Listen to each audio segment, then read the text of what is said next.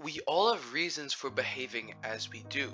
It is better to be understanding and try to bring out the good that we all have in ourselves rather than be judgmental and commendatory. Don't judge before you know the whole story. Thinking about their perspective and understanding them first is more important. In the dark lands of the witches and the trolls, there lived, a long time ago, the most terrible dragon that had ever existed. His magic powers enabled him to take on cloud form, so he could move as fast as the wind.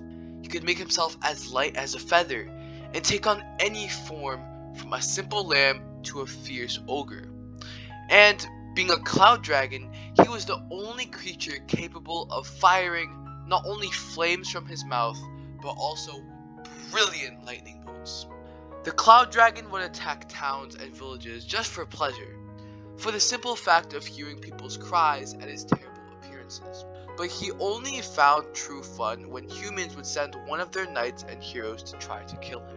On those occasions, he would entertain himself by making interminable rains fall on their armor, or sending little lightning bolts that would scorch the knights and make all their hair stand up. Then he would transform himself into a dense fog, and the knight, unable to see anything around himself, wasn't even aware that the cloud he was in was rising and starting to fly.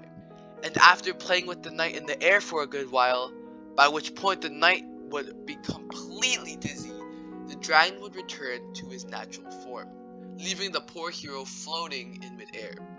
Then he wouldn't be able to stop laughing, his flames of laughter licking at the knight as he fell at a great velocity into the mountain snows where, hurt, frozen, and singed, the abandoned knight would have to search for the long route home.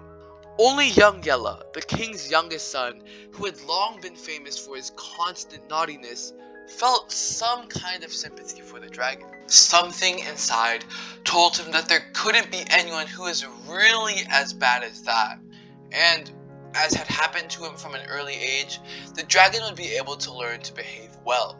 So when he went in search of the dragon, he did so without shield or armor, totally unarmed, ready to find out what it was that made the dragon behave as he did. As soon as the dragon saw the young prince coming, he began his repertoire of tricks and teasing. Yella found his tricks were really unique, even amusing, and he dared to enjoy those moments spent with the dragon. When Yella was finally dropped into the snow, he got up, singed and hurt, but smiling, and he shouted, "Come on, again, yee-haw." The cloud dragon was surprised, but it seemed like he had been waiting for that for centuries, so he didn't hesitate to repeat his tricks and even added some more, for the young prince's enjoyment. The dragon was having such fun that he began taking special care with his playmate, to the point that when they stopped to rest a while, they did it together, smiling like two good friends. Yella not only carried on letting the dragon play with him, the prince himself started playing practical jokes, putting on shows, and being naughty, and together they created many new tricks. Finally, Yella got to know the dragon's family, only to learn that despite being hundreds of years old, the dragon was no more than a child, an enormous kid wanting to be naughty and have fun. And so, the prince was able to return to his kingdom on a great cloud in the shape of a dragon, amid the joy and admiration of all. And with the help of children, comedians, actors, and buffoons, they managed to bring such joy to the young dragon's life that never again did he feel the need to harm anyone for entertainment. And as payment for all the fun, the dragon provided rain, shade, and fire to the kingdom whenever it was needed.